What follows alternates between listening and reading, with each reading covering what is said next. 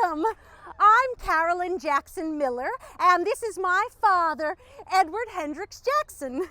I come from a large family. Well, two large families, that is. The Cuthberts and the Jacksons. Several members of each family are buried here. My Cuthbert grandparents, my aunt, my mother. And from my Jackson side are my father, my brothers, my grandmother Cordelia, and my Aunt Zelia. Oh, and my husband, Rudy Miller. Carolyn, before we go any further, why are you wearing your bathing suit? Oh, you're going to spoil the surprise. Surprise! I'm wearing a bathing suit. See, when I retired, I met some folks at the Historical Society, and I told them about early Long Beach. Well, they said I should tell my stories to school children, and I thought, well, the 1920s bathing suit will keep the children's attention. Boy, beach fashion sure had changed by the 1960s, huh? All right, thank you. Oh. Back to our story. We're standing near the Jacksons. The Cuthberts are across the way. My wife, Carolyn's mother, was Nina Clarice Cuthbert, born in Monmouth, Illinois. In 1874, in a jail. She wasn't a criminal. Oh, no. Her father was the sheriff, and a physician, and a musician. My grandfather, Dr. William Cuthbert, he used to give music lessons to put himself through medical school. And when Mother was very little, he loaded them all into a covered wagon. Yes, a covered wagon. And he moved them all to Kansas. My Aunt Georgiana, she was always sick. And Father thought, well, maybe we'll move them all to Long Beach. And he was right. She lived to be 78. Oh, hey, Father, why don't you tell them how you got to Long Beach? I graduated from Purdue University with a degree in pharmacology. I was working as a pharmacist in Indiana. A coworker had a friend in Long Beach. I'd never heard of the place, but he said his friend was looking for someone to manage his drugstore and that I should apply for the job. I've often wondered if he was trying to help his friend or just wanted to get rid of me. It was 1897. My father had died the year before. It seemed a good time for a change. I took the job at Seaside Pharmacy and brought my mother and sister with me to Long Beach. It was the city's first pharmacy. And Seaside wasn't just a name. It was a location. It was on Pine and First, a block from the beach. I loved the salty smell of the ocean and the sound of the waves crashing on the ground of the sand. 2 years later, in 1899, the owner was ready to retire. I bought the store and changed its name to Jackson's Drugstore. It came with its own apartment right above the store. Well, hey, Father, why don't we go back to the Cuthberts for a minute? I'm sure these people are intrigued to hear about the Cuthbert family band. Plus, it has a connection to what you want to talk about next, meeting Mother. I know better than to try to stop you. Oh. Well, Grandfather insisted that all his children learn to play musical instruments. He thought, what better way to keep boisterous children entertained? And that band, well, it went on for years.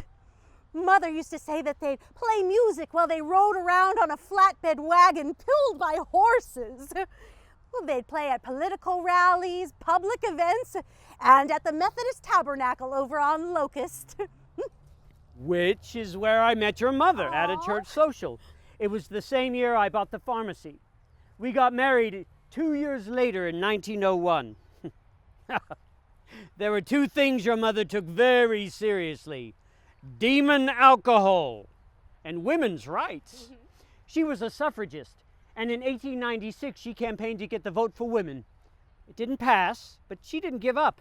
And in 1911, when it was once again on the ballot, I, like many men, voted to give California women the right to vote. Oh, yay! Now, my father's skills as a pharmacist went beyond filling prescriptions. How many of you out there have a dog or a cat? Oh, goody! Well, my father invented a revolutionary type of flea powder that he sold at his drugstore. Tell him. People used horses and buggies to get around. Horses have fleas, and they got on the people and their pets. I hope debugging animals wasn't the only thing people liked about my drugstore. Oh, no. You kept things modern and gave shoppers what they wanted. Jackson's had the first public phone booth in the city, and the first electric sign on the outside of the building. I wasn't one to poo-poo progress. Poo-poo.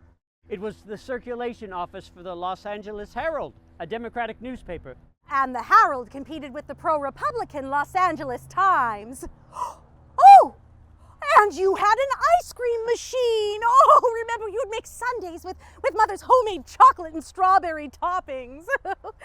And families would come into the store on their way to the beach to get an ice cream cone. You and Mother always wanted a family like the ones we saw in the store. We'd been married a year when our twin boys were born. They only lived a short while. They're buried here. Then you came along in 1905, a bright and happy baby. And 5 years after that, your brother Cuthbert was born. Well, shortly after Cuthbert was born, you sold the drugstore and we moved to Anaheim Avenue. I worked at several pharmacies and joined the hospital board and the water commission. Long Beach was growing. It seemed a good time to invest in real estate. I found these things much more interesting than running a drugstore. The years flew by in a blink. And after Pearl Harbor was bombed, well, the city changed overnight. It did. Everybody was either going off to war or helping the U.S. to win it. At 72, you were a little too old to enlist, so you went to work for Douglas, helping them build airplanes. I was glad when the war was over. Even in our 80s, Nina and I stayed very busy. I was still driving up until the day I died, December 30th, 1958. I was 86. Your mother and I had been married for more than 57 years. Aww. Nina died 2 years later.